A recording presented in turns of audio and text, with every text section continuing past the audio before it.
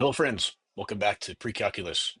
If you're enjoying these videos, if they're helpful to you, don't forget to like and subscribe and share it with others. Uh, I have to say that it's YouTube. People just expect it. So anyway, we're continuing now with Unit 3, and we started Unit 3 by looking at periodic phenomena, and then it seems like we just dropped it, and we were looking at the unit circle, sine, cosine values, etc. But now we're going to return to periodic phenomena by looking at the unit circle and the sine and cosine functions and looking at these graphs. You notice, and I was emphasizing the fact that there's this pattern in the unit circle and in the values of the sine, cosine, and the angles, etc. And so that pattern, when we graph it, we're going to see these periodic phenomena, and we use these actually. We use these in physics to describe wave phenomena because of the way that it repeats. So if we take a look, let's start with sine.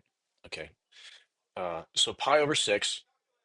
So we're looking at sine. The sine values. First of all, sine of 0 is 0. All right, we start off here, and then we're just going to fill in this table based on the the unit circle here. So I'm going to fill these in. You can follow along and fill them in as well, just in this table.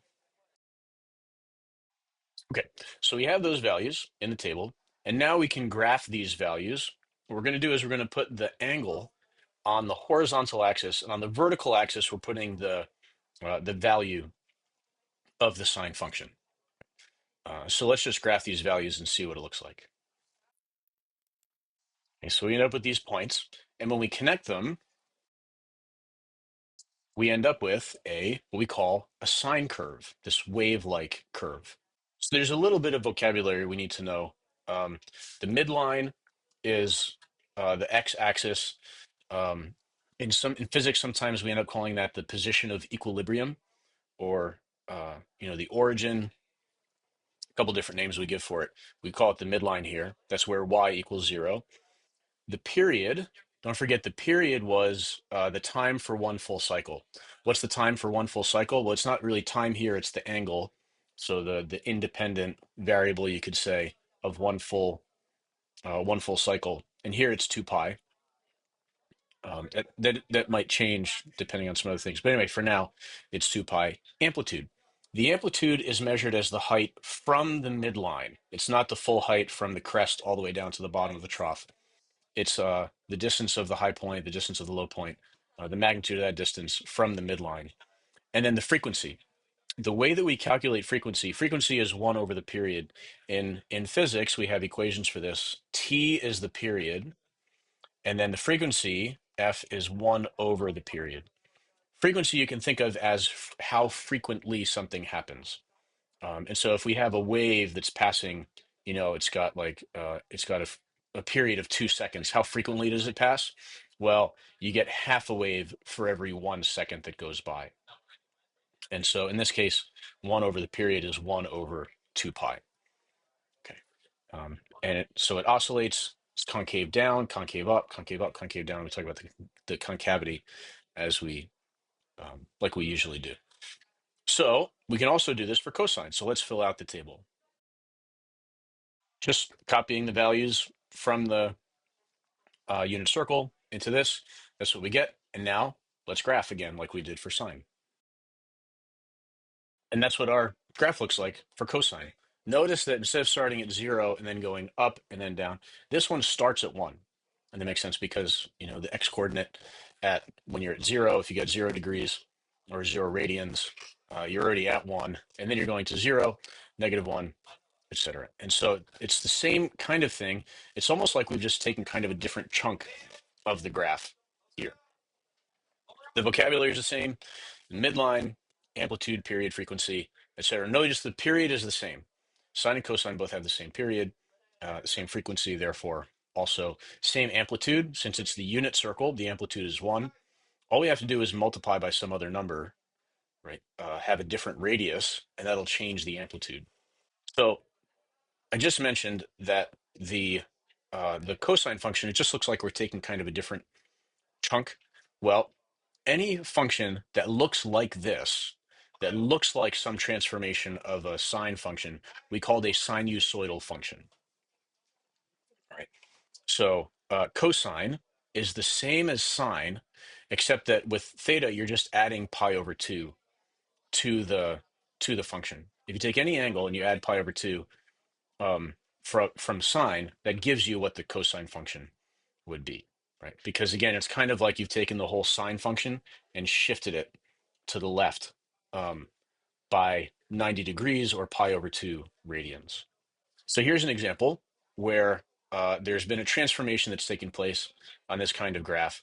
And so we're going to find the period, frequency, midline, et cetera. Okay, so the period is the time for one full cycle. It starts here. So it goes up, down, and then is back at 3 here at pi. So the period is pi. The frequency then is going to be 1 over pi, right? Frequency is just 1 divided by the period, or the inverse reciprocal of the period. The midline is y equals 3. I'm specifying that line. And the amplitude here is 3 because it goes up to 6 and down to 0 from the midline of 3. So that gives us an amplitude of 3. Here's another example. So we're going to take a look at completing this one. So the period. Well, first of all, it's starting up here at 3. So it's starting at a crest, you can call it. It goes down and then reaches its next crest at pi over 2. The reciprocal of that is 2 over pi for the frequency. The midline. So where's the midline here? It goes from 3 down to -1. And so it has a full span, you could say, of 4. So the middle is going to be here at y equals 1. And it has an amplitude of 2.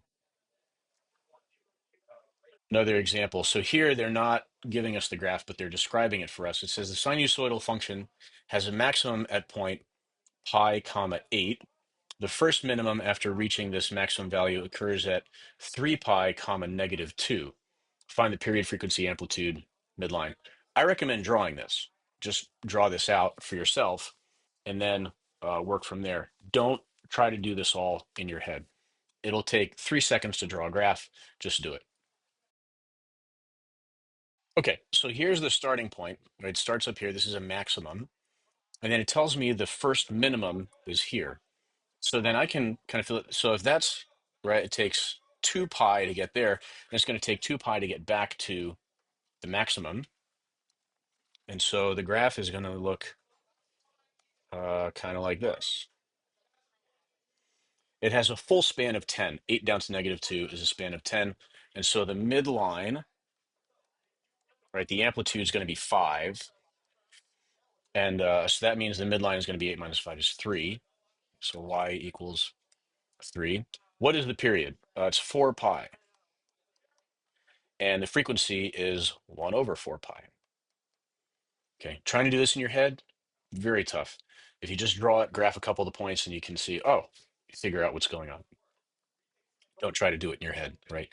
In physics, in math, uh, when you think with your pencil or pen, whatever it happens to be, digital, old-fashioned, lead, whatever it is. Think with your pencil. Don't try to do it all in your head. Even if you are good at doing it in your head, eventually you're going to get to a place where things are too complicated. Just get in the habit of putting things on paper and thinking that way. A lot of careless mistakes happen because students are too lazy to write something down, or they just haven't built that habit. Sorry, I don't mean to offend, calling you lazy. We just need to build good habits. Going back to this problem, we've seen this before, and we're going to take a look at it and with our new understanding now of what we have. So let's take a look. Okay, so let's take some notes on what's happening here. There's a clock. It's got an 8-inch long moving minute hand. So this is 8 inches. And the center of the clock is 120 inches above the floor. Okay, so this is 120 inches. And at time 0 minutes, the minute hand is pointed directly up at the 12. So it starts where it's supposed to. But the clock is moving twice as fast as it should. And so the next time the minute hand points directly up is 30 minutes. It takes 30 minutes for one full cycle. So I mean, immediately I know that the period, period, physics, I'm very used to just writing T for that. All right, the period is 30 minutes. And so the frequency is 1 over 30 minutes. Okay, and so at time 0, it is up at the 12. And so it has a height at that time, right? When it's here, this would be time 0 and height 128 inches. If it takes 30 minutes to go around, that means that here it's 15 minutes, right? So 15 minutes, comma, this would be 120 minus 8, so 112 inches. Here, this is 7.5 minutes. And if we're giving, think of this in terms of coordinates, right? 7.5 minutes, comma, and here it's at 120 inches. It's at that, the same height as the center of the circle. And then when it reaches back over here to the 9, it's at 15 plus 7.5, which is what, 22.5?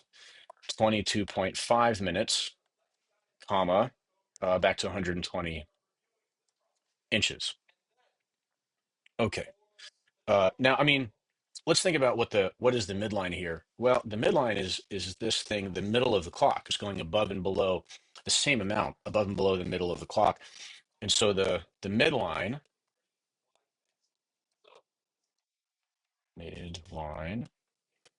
is we could say y equals 120 inches. And what is the amplitude? The amplitude is 8 inches. Right? That's how far above the midline, how far below the midline it's going. So I can label this now. This is 128 inches.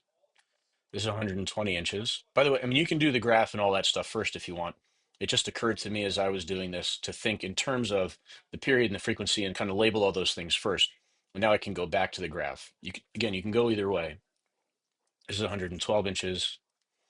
This time, this initial time is 0. Right? And so this axis is the time in seconds. That's how I'd label that. This vertical axis is the height, or I could say the y, and the unit is inches. Always important to put labels on graphs and that sort of thing. And so this is time 0 seconds. This is 7.5 minutes. Sorry, the time is not in seconds. Time's in meter. Or no, are we tracking the minute hand or the as the minute hand moves, the distance between endpoint? Oh, so we're doing this in terms of the minute hand. I apologize.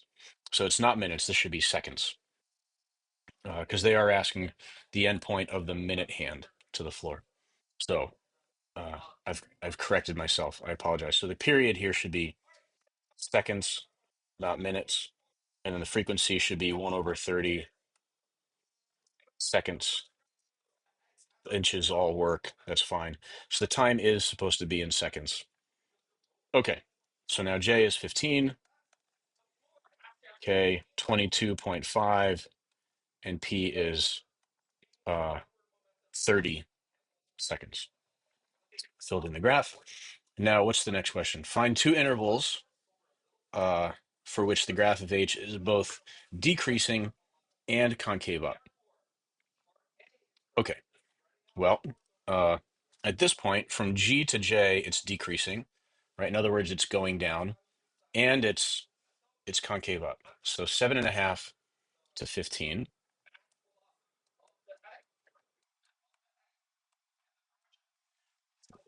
And then another one would be if I just continue this, this would be 37.5 to 45. That would be this area right here. So 37.5 comma 45. And then this would go on and on, right? It would just repeat itself. It is an example of a periodic phenomenon, singular. Phenomena is the plural. Phenomenon is the singular. Anyway, thanks for watching. Don't forget to like and subscribe. I'll see you next time.